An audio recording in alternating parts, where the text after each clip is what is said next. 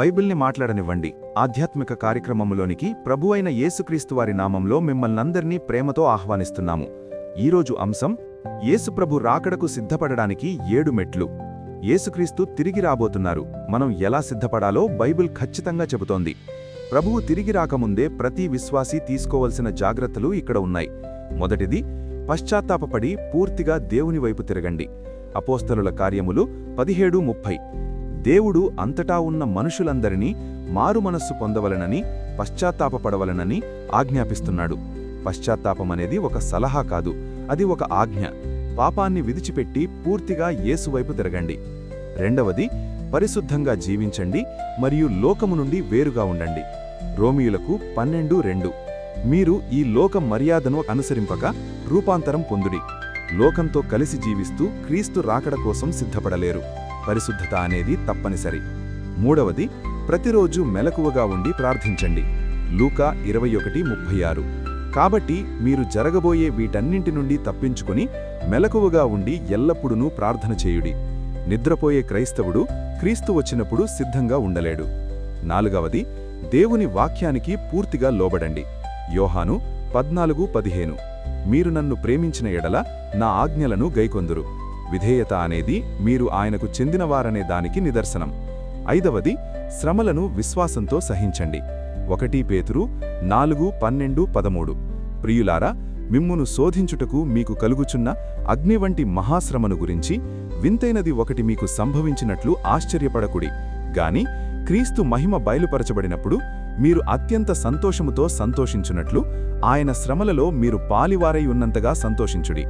శ్రమలు మిమ్మల్ని క్రీస్తు రాజ్యం కోసం సిద్ధపరుస్తాయి మరియు పవిత్రపరుస్తాయి. ఆరవది, పరిశుద్ధాత్మతో నింపబడండి. ఎఫెసీయులకు 5:18. ఆత్మ పూర్ణులై యుండుడి. ఈ అంత్యదినాలలో మిమ్మల్ని బలంగా ఉంచగలిగేది కేవలం పరిశుద్ధాత్మ మాత్రమే.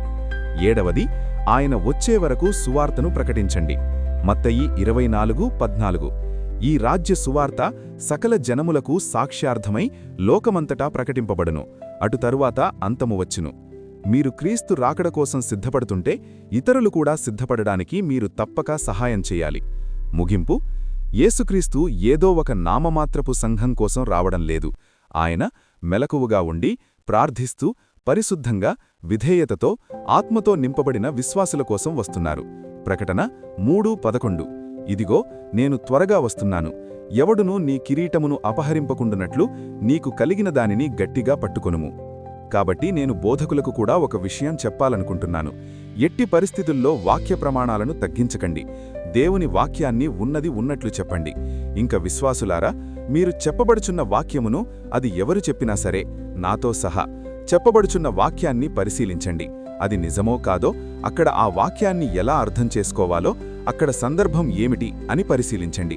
పరిశుద్ధాత్మ దేవుని డైరెక్షన్లో నూతన సృష్టిగా మార్చబడ్డ నీవు నూతన జీవితంతో ఆత్మఫలమును ఫలిస్తూ దేవునిలో ముందుకు సాగండి. అలాగే రక్షించబడని వారు, సమయం అస్సలు లేదు, దినములు చెడ్డవి, సమయమును పోనివ్వక సద్వినియోగం చేసుకోండి. అజ్ఞానుల వలె కాక జ్ఞానుల వలె నడుచుకోండి అని ఎఫెసీ 5:15లో దేవుని వాక్యం చెబుతోంది.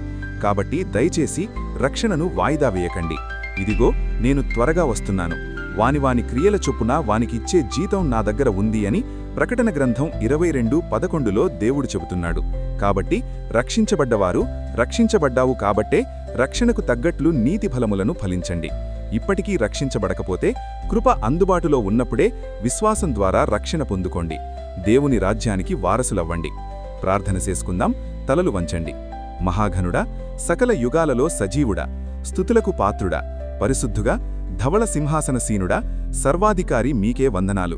ఇంతవరకు వాక్యంతో మీరే సూటిగా, తేటగా, నేరుగా ఉన్నది ఉన్నట్లు మాట్లాడారు. దేవా, వాక్యంలో ప్రస్తుత భయంకరమైన పరిస్థితిని చూపించారు.